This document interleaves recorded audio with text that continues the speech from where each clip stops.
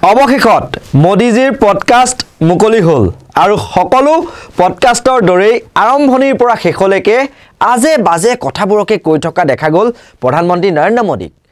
প্ৰধানমন্ত্ৰী মোদীৰ এই পডকাষ্টে নিজৰ সতীৰ্থ মন্ত্ৰীসকলৰ লগতে বিজেপিৰ নেতা কৰ্মীক গালতো যেন খুধালে এটা প্ৰচণ্ড স্বৰ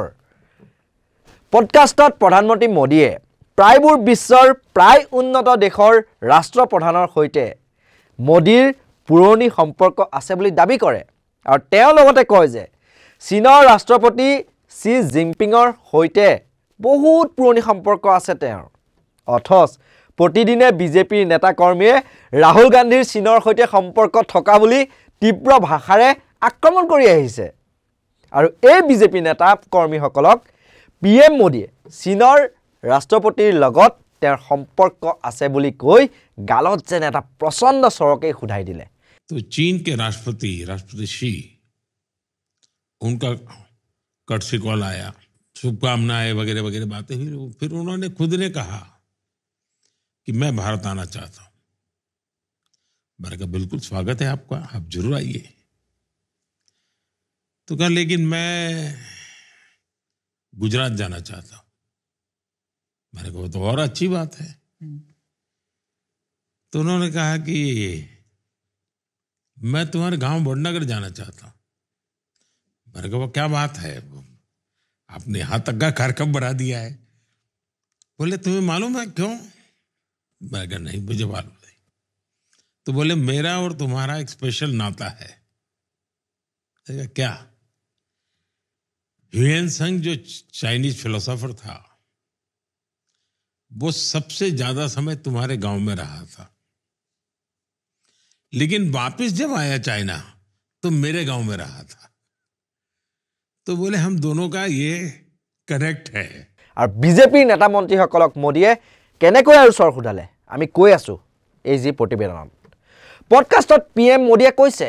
জিনপিঙে ক'লে তেওঁ গুজৰাটলৈ যাব বিচাৰে আৰু তেওঁ লগে লগে ক'লে ভাল কথা আহক তাৰ পিছত তেওঁ ক'লে যে মই আপোনাৰ গাঁও বডনগৰলৈ যাব বিচাৰো আপোনাৰ আৰু মোৰ মাজত এটা বিশেষ সম্পৰ্ক আছে চীনা দাৰ্শনিক হিউয়েন চাঙে ভাৰতত থকাৰ সময়ত বুলে বেছিভাগ সময় মোদীৰ গাঁৱতে আছিল আৰু চীনলৈ উভতি যোৱাৰ পাছত হিউয়েন চাঙে বুলে জিনপিঙৰ গাঁৱত আছিল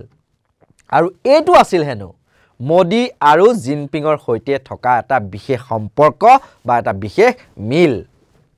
অতি আমোদজনক কথাটো হ'ল যে প্ৰধানমন্ত্ৰী মোদীৰ পডকাষ্ট লোৱা পডকাষ্টাৰজন কোনো সাংবাদিক বা ফুল টাইমাৰ পডকাষ্টাৰ নহয় তেওঁ হৈছে এজন মূলতে ব্যৱসায়ী মাজে মাজে তেওঁ দুই এটা পডকাষ্ট কৰে আৰু এটা কথা হ'ল দেখত ইমানবোৰ সাংবাদিক তথা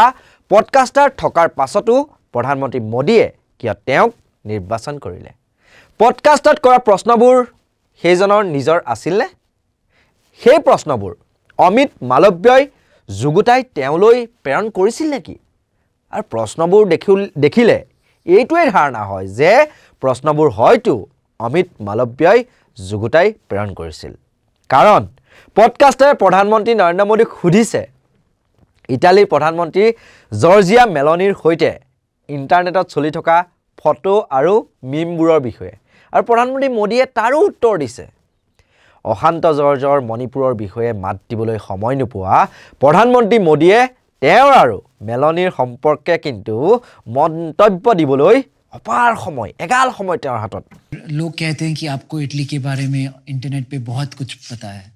आप इसके बारे में कुछ कहना चाहेंगे आपने ये मीम्स नहीं देखे नहीं वो तो चलता रहता है मैं उसमें अपना टाइम खराब नहीं करता हूँ ऐसा है कि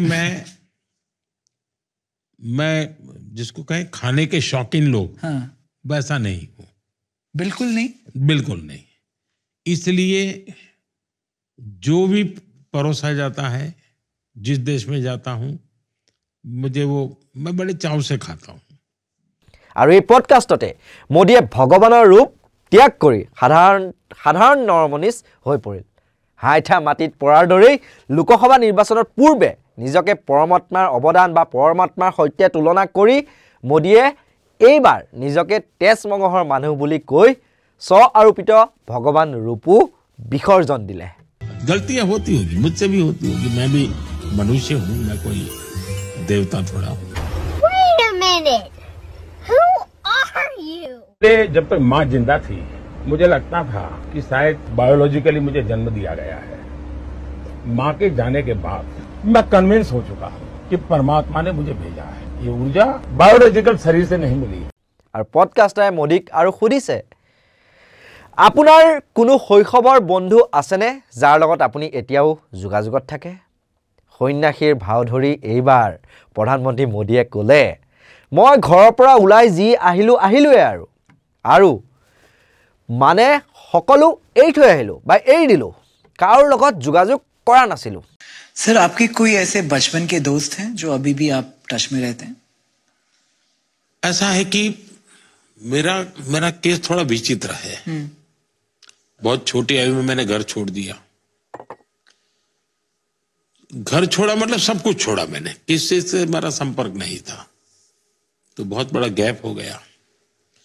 तो मेरा कोई कांटेक्ट नहीं था, किसी से कुछ लेना देना भी नहीं था, और मेरी जिंदगी भी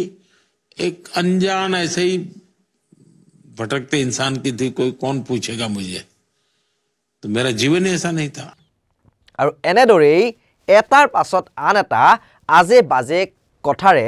এজন ব্যৱসায়ীৰ লগত, অৰ্থাৎ তেওঁ কোনো ধৰণৰ ফুল টাইমাৰ পডকাষ্টাৰ নহয় বা সাংবাদিকো নহয়, তেনেকুৱা এজন লোকৰ সৈতে বা ব্যৱসায়ীৰ সৈতে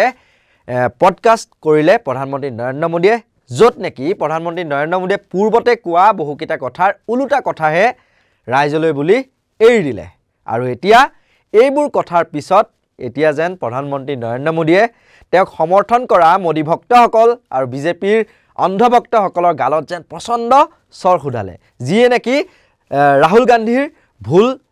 বিচাৰি ফুৰে বা খুচৰি ফুৰে, চীনৰ লগত ভাল সম্পৰ্ক বুলি কয় ৰাহুল গান্ধীৰ, কিন্তু এতিয়া মোদীজীয়ে নিজেই ক'লে দেখোন তেওঁ বোলে চীনৰ ৰাষ্ট্ৰপতিৰ সৈতে বহুত ভাল সম্পৰ্ক বোলে। এনেকুৱা ধৰণৰ সত্য নিৰপেক্ষ যিসমূহ বিশ্লেষণ, তাৰ বাবে আপোনালোকে চাই থাকিব নৰ্থ ইষ্ট নাও। আৰু যদিহে আপোনালোকে এই ভিডিঅ'টো ইউটিউবত চাই আছে, তেতিয়াহ'লে আমাৰ নৰ্থ ইষ্ট নাও যিটো ইউটিউব চেনেল, সেইটো আপোনালোকে ছাবস্ক্ৰাইব কৰি দিব। আৰু যদি আপোনালোকে ফেচবুকত চাই আছে, তেতিয়াহ'লে নৰ্থ ইষ্ট নাও ভিডিঅ' আৰু এনি নাও নিউজ যি দুটা ফেচবুক পেজ, সেই দুটা আপোনালোকে লাইক কৰি দিব, ফ'ল' কৰি দিব। আৰু আমাৰ এই ভিডিঅ'টো চাই পেলাই কেনে পালে সেয়া কমেণ্ট ছেকশ্যনত জনাবলৈ নাপাহৰিব। চাই থাকিব নৰ্থ ইষ্ট নাও। ধন্যবাদ।